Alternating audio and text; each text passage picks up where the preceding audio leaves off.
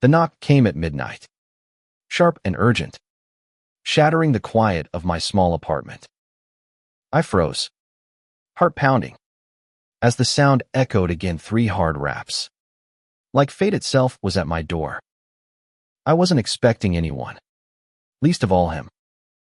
I'm Ethan Carter, 27, a graphic designer scraping by in a sleepy Ohio suburb.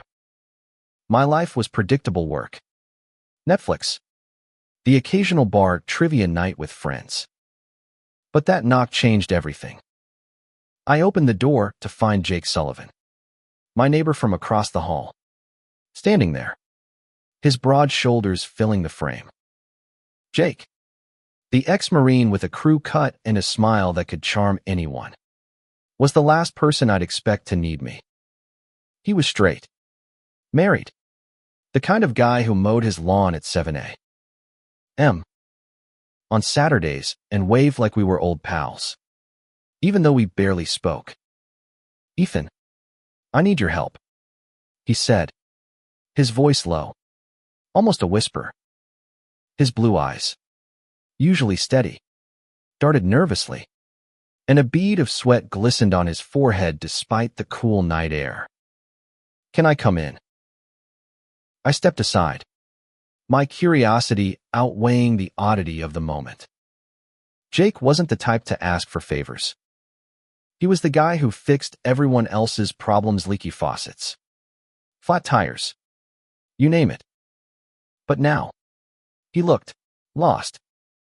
He sat on my couch, hands clasped tightly, and I noticed the wedding ring glinting on his finger. His wife, Laura, was probably asleep in their apartment, unaware her husband was here, looking like he was carrying the weight of the world. "It's about Laura," he started, then stopped, running a hand through his short blonde hair. "She doesn't know I'm here, and she can't know." My stomach twisted. This wasn't about borrowing a wrench or jump-starting his truck. I sat across from him, the dim light of my thrift store lamp casting shadows on his face. "What's going on, Jake?" I asked, keeping my voice steady, though my mind was racing. He leaned forward, elbows on his knees, and dropped his voice even lower. "I need you to help me figure something out. About me. About who I am." His words hung in the air, heavy and cryptic. I didn't understand not yet, but the raw edge in his voice told me this was bigger than either of us could handle alone. I'd always noticed Jake. Hard not to. He was 6 feet 2 inches, built like he could bench press a car, with a laugh that carried across the courtyard. I caught myself staring a few times, then looked away, reminding myself he was married, straight, and way out of my league. I came out in college, and while I dated here and there, I kept my life quiet in this small town.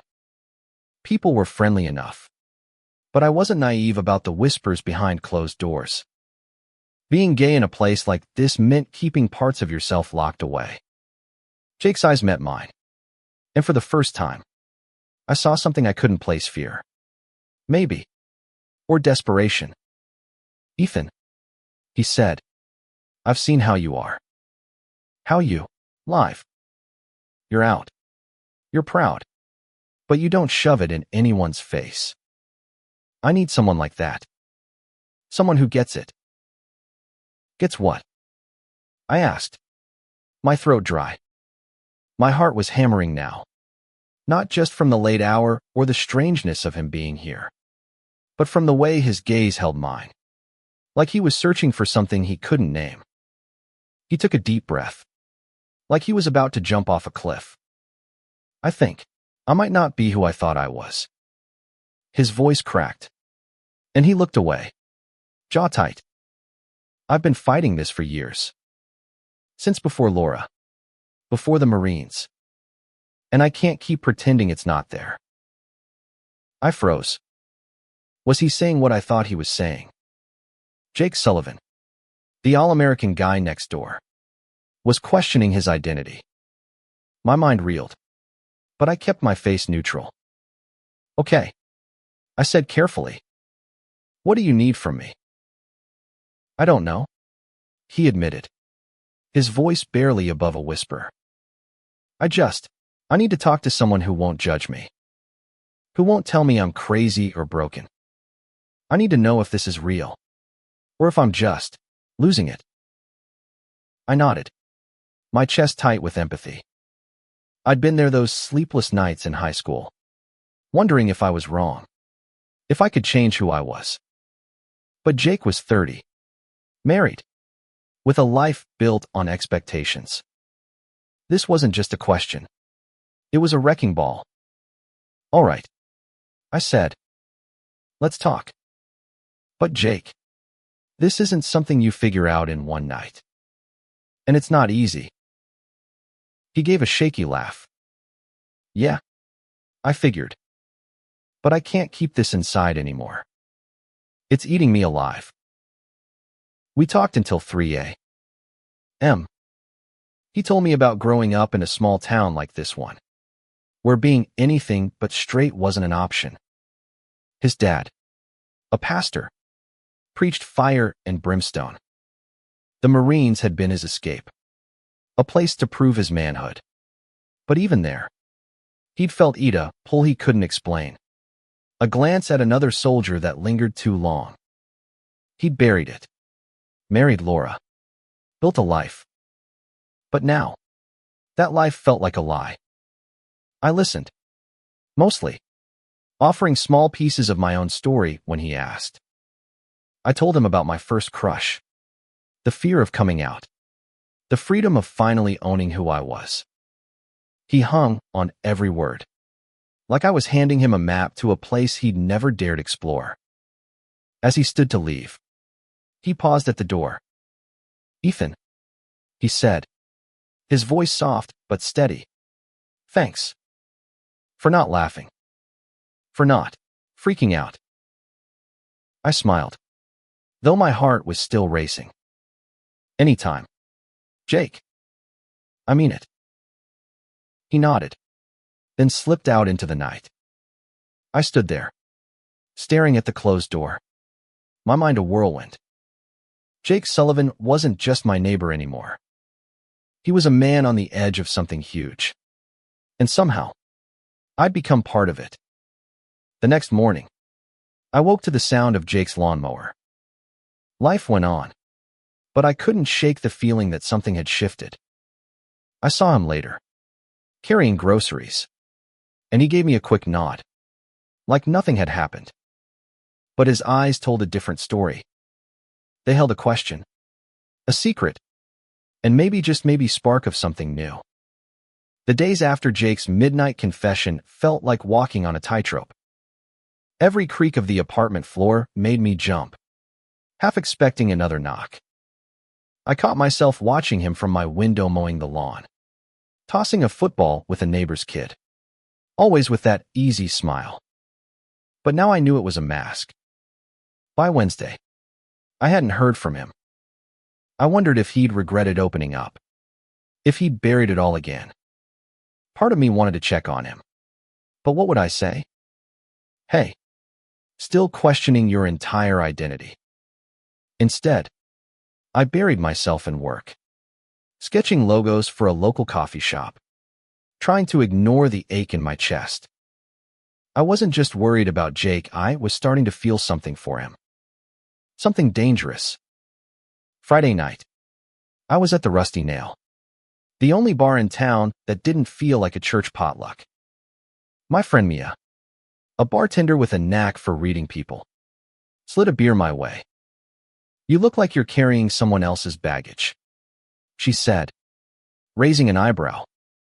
I laughed it off, but she wasn't wrong. Jake's secret wasn't mine to share, but it weighed on me. I sipped my beer, glancing at the door, half hoping he'd walk in. He didn't. When I got home, there was a note slipped under my door. Scrawled in Jake's blocky handwriting, meet me at the park. 10 p.m. Please. My pulse quickened. The park was a few blocks away. A quiet place with a pond and old oak trees. Neutral ground, but still private. I grabbed my jacket and headed out. The cool night air sharp against my skin.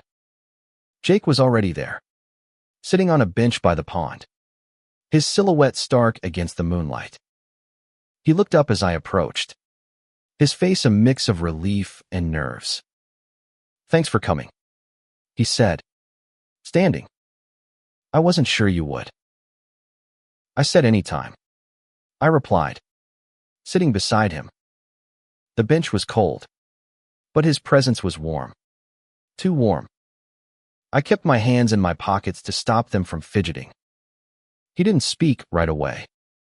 We watched the water ripple, the silence stretching until it felt like a third person between us. Finally, he said, "I told Laura I was going for a run. She thinks I'm training for a marathon." I nodded, not trusting myself to speak. The lie sat heavy, but I understood. Laura was sweet. A kindergarten teacher who baked cookies for the building's Christmas party. She didn't deserve to be hurt. But Jake's truth was a ticking bomb. "I've been thinking about what you said," he continued, "about how it's not something you figure out in one night. But Ethan, I can't stop thinking about it. About men." He swallowed hard, the words sounding foreign in his mouth. I've never said that out loud before. I turned to him, my heart aching at the rawness in his voice. "It's okay to say it," I said softly. "It's okay to feel it." He shook his head, frustration etched into his features. "It's not okay. Not for me. I've got a wife, a life, a reputation. My dad would disown me. Laura would." He stopped, his hands balling into fists. "But I can't keep lying to myself. I've tried, and it's killing me." I wanted to reach out, to put a hand on his shoulder, but I didn't. Instead, I said, "You don't have to have all the answers now. Just let yourself feel it. One step at a time."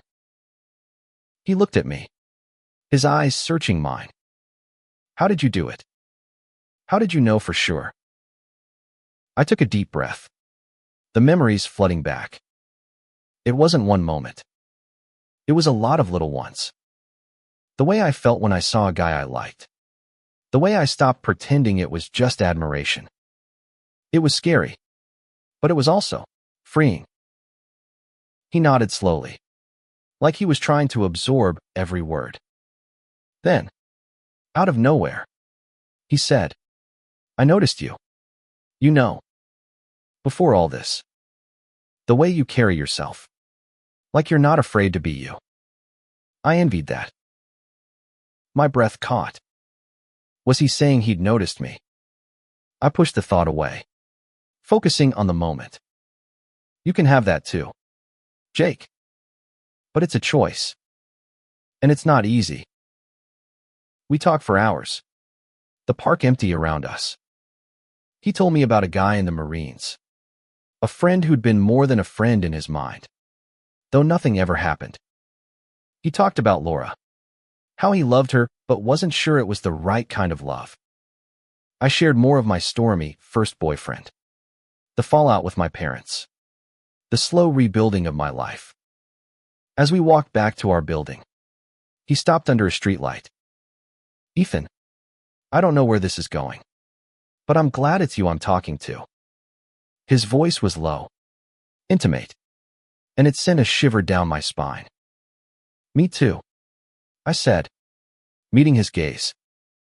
For a moment, the world shrank to just us, the streetlight casting a halo around him. Then he broke the spell, nodding goodnight and heading to his apartment.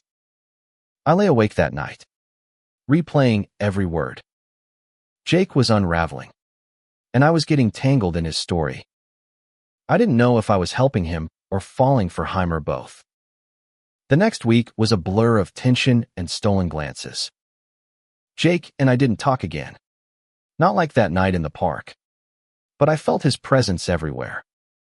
He'd wave from his balcony, or I'd catch him watching me as I left for work. Each time, my heart did a stupid flip, and I hated myself for it. He was married. He was questioning. I couldn't let myself hope for more. But hope is a sneaky bastard. It crept in during quiet moments when I sketched at my desk. When I walked past his door, I started noticing little things, the way his laugh carried through the walls, the way he always held the door for Laura. I wondered what it would be like to be the one he smiled at like that. On Saturday, I was at the community center, volunteering at a youth art program. It was my escape, a place to focus on something other than Jake. The kids were painting murals, their laughter filling the room. I was helping a shy girl named Ava with her brushstrokes when I saw him, Jake, standing in the doorway, holding a box of donuts. "Thought you guys might need a snack," he said, his grin disarming.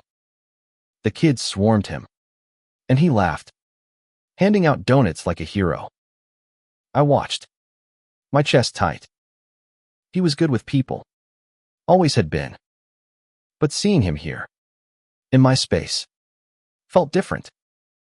"Thanks," I said, walking over. "You didn't have to do this." He shrugged, but his eyes held mine a beat too long.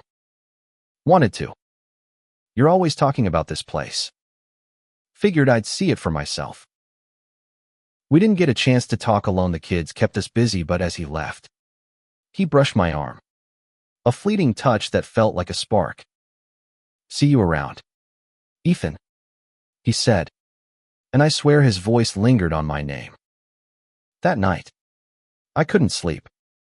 I kept replaying that touch, that look. Was I reading too much into it? Probably. But the way he'd shown up, unannounced, felt like more than a friendly gesture. Monday morning, I found another note under my door: "Coffee at the Beanery, 7 p.m. Need to talk." My heart raced. The Beanery was a cozy coffee shop downtown, the kind of place where people went on dates. I shook the thought away. This was Jake. He just needed a friend. When I got there, he was already at a corner table, 2 coffees steaming in front of him. He looked nervous, his fingers tapping the mug. "I got you a latte," he said as I sat down. "Hope that's okay." "It's perfect," I said, smiling despite the butterflies in my stomach. "What's up?" He took a deep breath, like he was steeling himself. "I told Laura I needed some space. Not a divorce. Just time to think. She's staying with her sister for a week." My eyes widened. "Jake, that's huge. How did she take it?" "Not great," he admitted, staring into his coffee. "She thinks I'm stressed from work." I didn't tell her the real reason. I couldn't. I nodded, my mind racing. He'd taken a big one. But what did it mean? "So, what now?" I asked. "I don't know," he said, his voice raw. "But I keep thinking about what you said. About being free. I want that. Ethan. I want to know who I am without all the expectations." I leaned forward, my voice gentle. "You're already taking steps. That's brave. Most people don't even get that far." He looked at me, his eyes intense.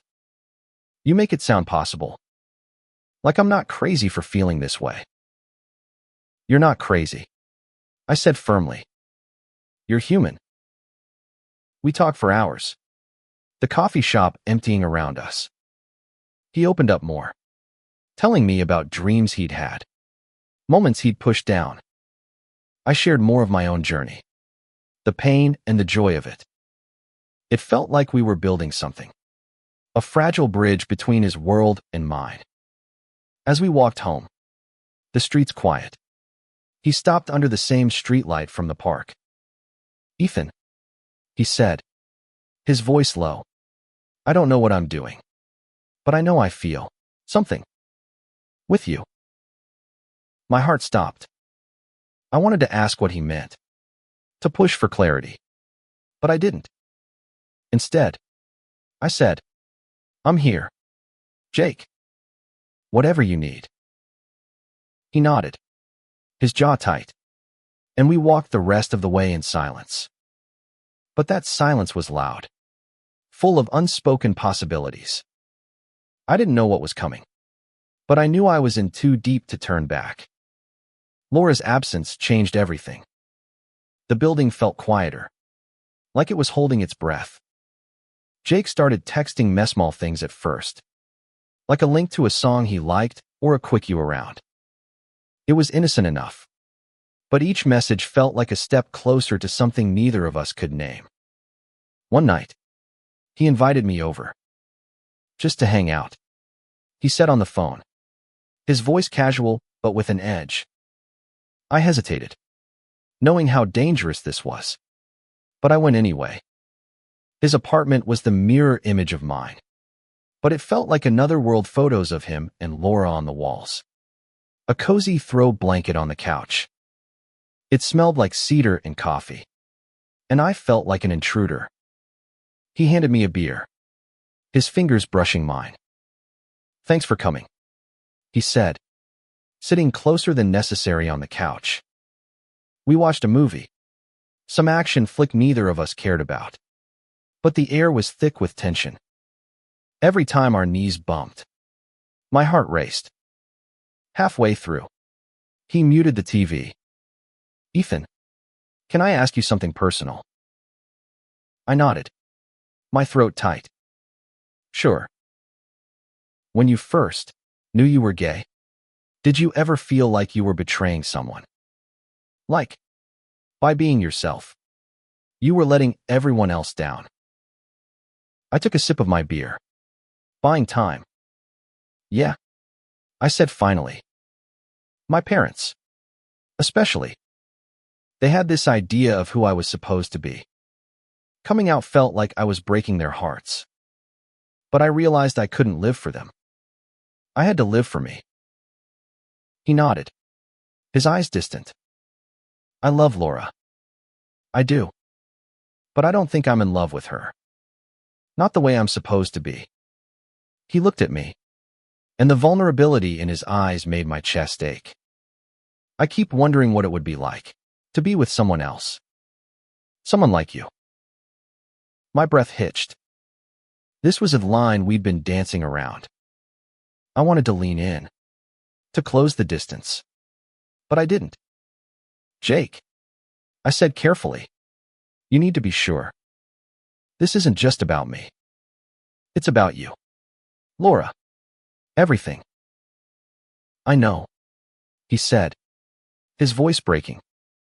"But I can't stop thinking about you. About what it would be like to try." The room spun. I set my beer down, my hand shaking. "Jake, I like you.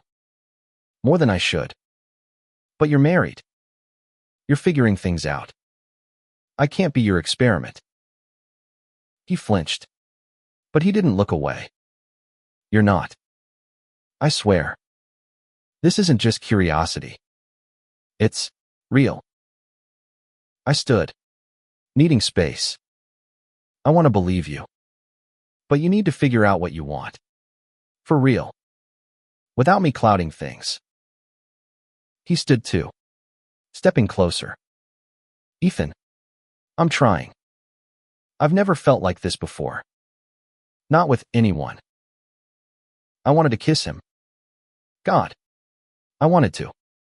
But I stepped back. "Take your time, Jake. I'll be here when you're ready." I left, my heart pounding so hard I thought it might burst.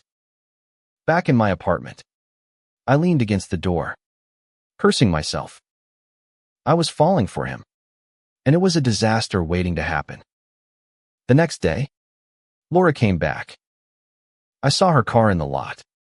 Saw Jake helping her with her bags. He didn't look at me, but I felt the weight of his gaze when he thought I wasn't watching. I threw myself into work, trying to forget the way his voice had sounded when he said my name.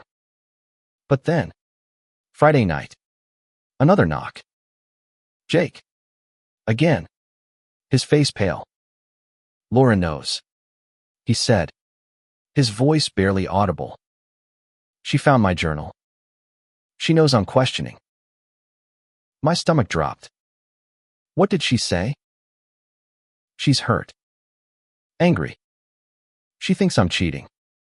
He ran a hand through his hair. His eyes wild. I didn't tell her about you. But she's not wrong to feel betrayed. I pulled him inside, closing the door. What do you need right now? He looked at me, his eyes red. I need you to tell me I'm not a monster. You're not, I said fiercely. You're figuring out who you are? That's not a crime. He sank onto my couch, head in his hands. I sat beside him, close but not touching.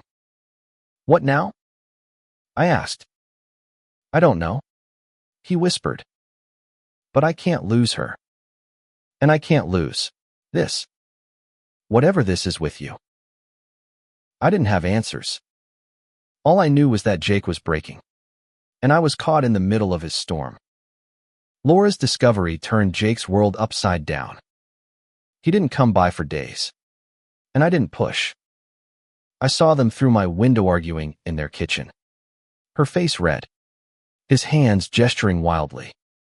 I felt like a voyeur, but I couldn't look away. This was my fault, wasn't it? I'd opened the door to his truth, and now his life was unraveling. A week later, he texted, "Can we talk?" Park. Same spot. 9 p.m. I went, my stomach in knots. He was there, sitting on the bench, looking smaller than I'd ever seen him. His eyes were bloodshot, his flannel wrinkled. She's leaving, he said as I sat down. For good this time. She's going to her parents' place in Michigan. I didn't know what to say. I'm sorry, Jake. He shook his head. It's not your fault. It's mine. I should have been honest with her from the start. But I didn't even know how to be honest with myself. We sat in silence, the pond reflecting the stars. Finally, I said, "What do you want, Jake?" Not what Laura wants, or your dad, or anyone else. What do you want? He looked at me, his eyes raw. I want to be free. Like you said, I want to stop hiding. And he hesitated, then reached for my hand, his fingers trembling. I want you. My heart stopped. His hand was warm, calloused, and it felt like the only real thing in the world. Jake, I whispered. You're sure? I'm sure, he said, his voice steady for the first time.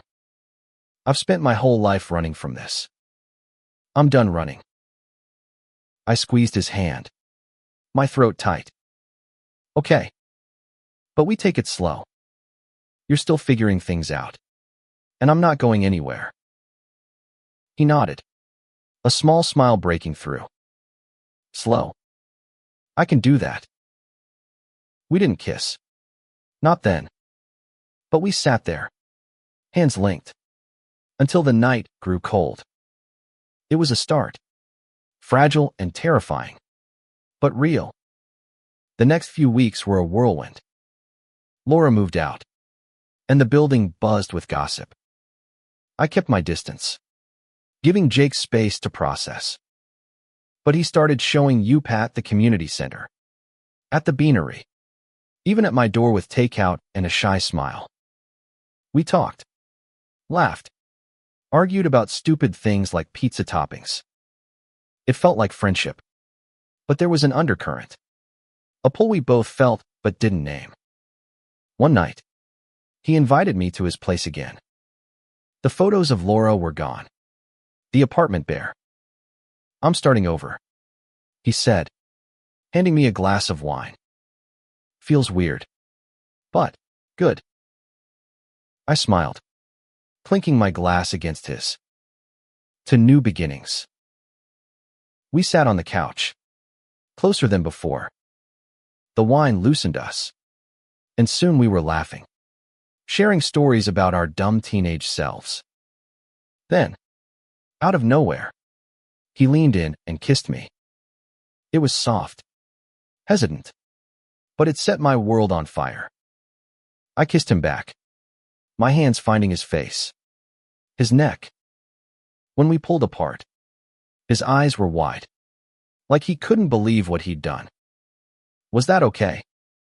he asked, his voice shaky.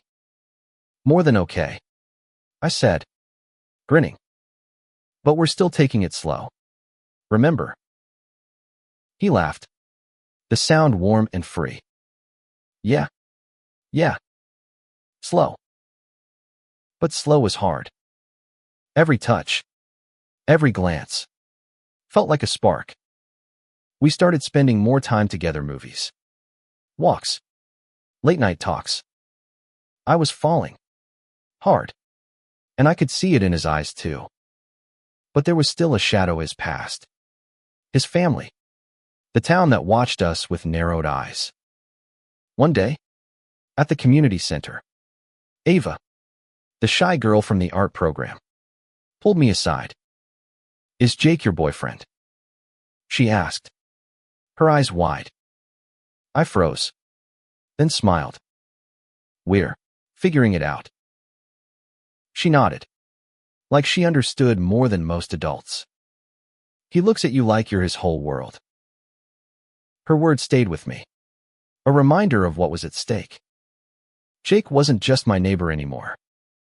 He was becoming my everything. Falling for Jake was like diving into deep water, exhilarating. But I couldn't see the bottom.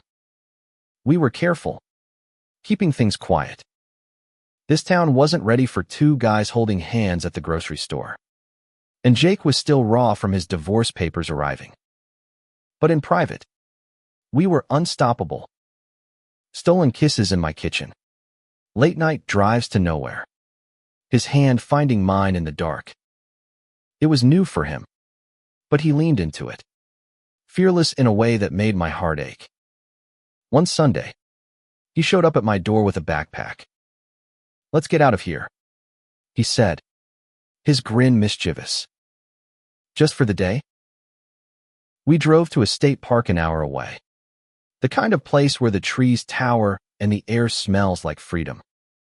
We hiked, laughed, tripped over roots like kids. At the top of a ridge, with the world spread out below us, he pulled me close. "This is what I want," he said, his breath warm against my ear. "You. This. Us." I kissed him, the wind whipping around us. And for the first time, I let myself believe this could work. But reality has a way of crashing in. That night, back in town, we ran into Mia at the Rusty Nail. She raised an eyebrow, clocking the way Jake's hand lingered on my arm. "You too are trouble," she said, but her smile was warm. Trouble found us sooner than I expected. Jake's dad, Pastor Sullivan, showed up at his apartment a week later. I was there, cooking dinner, when the doorbell rang. Jake's face went pale. "Stay here," he said, heading to the door. I couldn't hear everything, but the pastor's voice was loud, sharp. "You're throwing your life away," he said. "Laura was good for you. This sin you're chasing, it's not a sin." Jake cut in, his voice steady but strained. "It's who I am." I stayed in the kitchen, heart pounding, clutching a spatula like a lifeline. The argument escalated, then ended with a slammed door. Jake came back, his face ashen.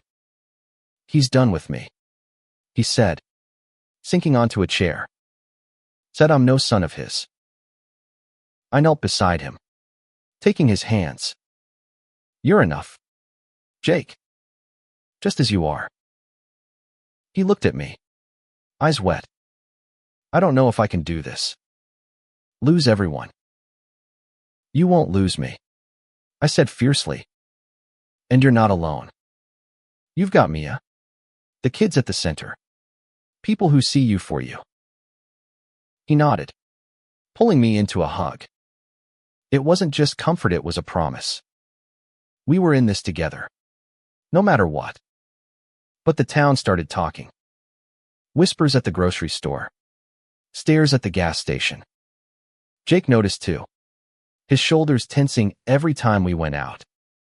One night, at the beanery, a guy from his old Marine unit spotted us.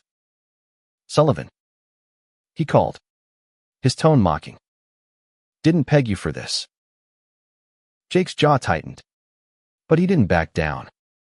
"Things change," he said, his hand brushing mine under the table. The guy sneered, but left. Jake looked at me, his eyes fierce. "I'm not hiding anymore." I smiled, pride swelling in my chest. "Good.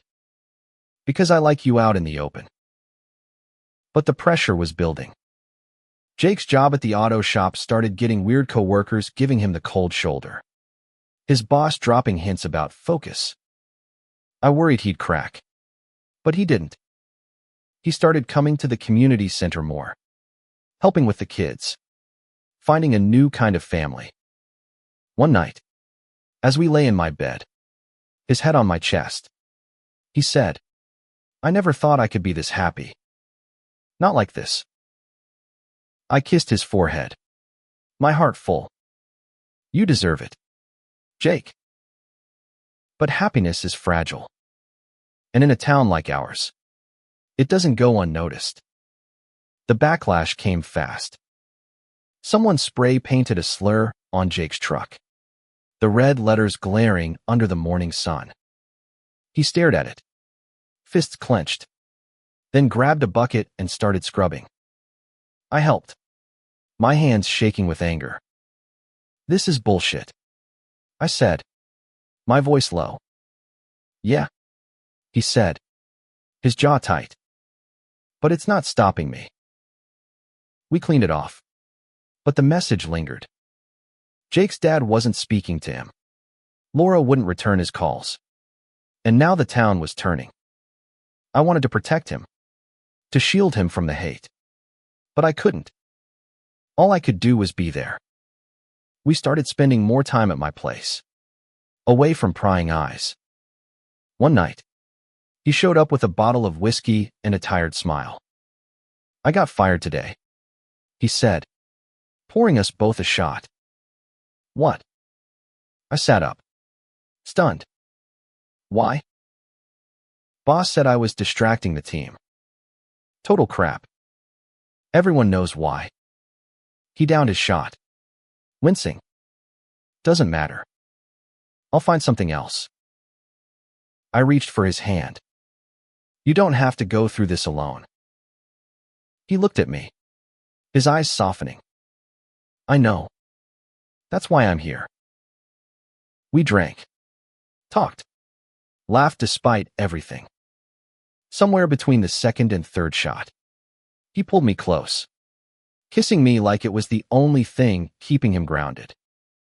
I kissed him back, pouring everything I felt into it: love, fear, hope. The next morning, we woke tangled in my sheets, sunlight streaming through the window. "I want to leave," he said, his voice quiet but firm. "This town, this place, it's suffocating. I want a fresh start. With you." My heart leapt, but I hesitated. "Jake, that's huge. Are you sure?" "I've never been more sure," he said, his hand cupping my face. I love you, Ethan. I didn't know I could feel like this. But I do. I froze, the words hitting me like a wave. I love you too, I whispered, and it felt like the truest thing I'd ever said. We started planning. A new city, maybe Chicago or Seattle. Somewhere we could be us without looking over our shoulders. I had savings, and Jake was already looking for mechanic jobs. It felt like a dream, but it was real. But dreams don't come easy. A week later, I got a call from Mia. Ethan, you need to get to the community center. Now. I raced over. Jake behind me. The mural the kids had painted was destroyed, slashed with paint. Hateful words scrawled across it. Ava was crying. The other kids stunned. Jake knelt beside her. His voice gentle. We'll fix it. Okay. Better than before. I watched him, my heart swelling. He was stronger than he knew. Stronger than the hate. We spent the day cleaning, repainting, turning the ugliness into something beautiful. The kids rallied, their laughter drowning out the pain. That night, Jake held me close. This is why we're leaving, he said. Not because we're running. Because we deserve better.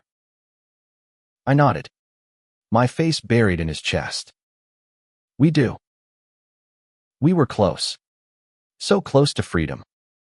But fate had one more twist. The call came on a Tuesday, just as we were packing boxes for Chicago. Jake's phone rang, and I saw his face change as he listened. It's my dad, he said after hanging up. He's in the hospital. Heart attack. We drove to the hospital in silence, Jake's hands gripping the wheel. Pastor Sullivan was stable, but the prognosis wasn't great. Jake's mom was there, her eyes red but cold when she saw me. This isn't the time, she said, her voice sharp. Jake didn't flinch. He's with me, he said, taking my hand. It was the first time he'd done that in public. And despite the circumstances, my heart swelled. We sat by his dad's bed, the beeping monitors a stark reminder of mortality. Pastor Sullivan looked frail, nothing like the firebrand who'd condemned his son. Jake took his hand, his voice steady. I'm here, Dad. And I'm not hiding who I am anymore. His dad's eyes fluttered open, and for a moment, I thought he'd lash out. But he just looked at Jake, then at me, and whispered, I don't understand, but I don't want to lose you. It wasn't acceptance. Not fully, but it was a crack in the wall. Jake squeezed his hand, tears in his eyes. I'm not going anywhere, he said. We stayed in town a little longer, helping his mom, rebuilding bridges. The town didn't change overnight, but small things did. Ava's parents invited us to dinner. Mia started a queer-friendly night at the Rusty Nail. Jake found a new job at a garage that didn't care who he loved. We still moved to Chicago. 6 months later. The city was loud, vibrant. Ours. We got a tiny apartment, fought over whose turn it was to do dishes, kissed in the rain without fear. Jake's dad called sometimes, awkward but trying. Laura sent a card, wishing us well. It wasn't perfect, but it was enough. One night, under the city lights, Jake pulled me close. You changed my life, Ethan, he said. I was lost, and you helped me find myself. I smiled, my heart full.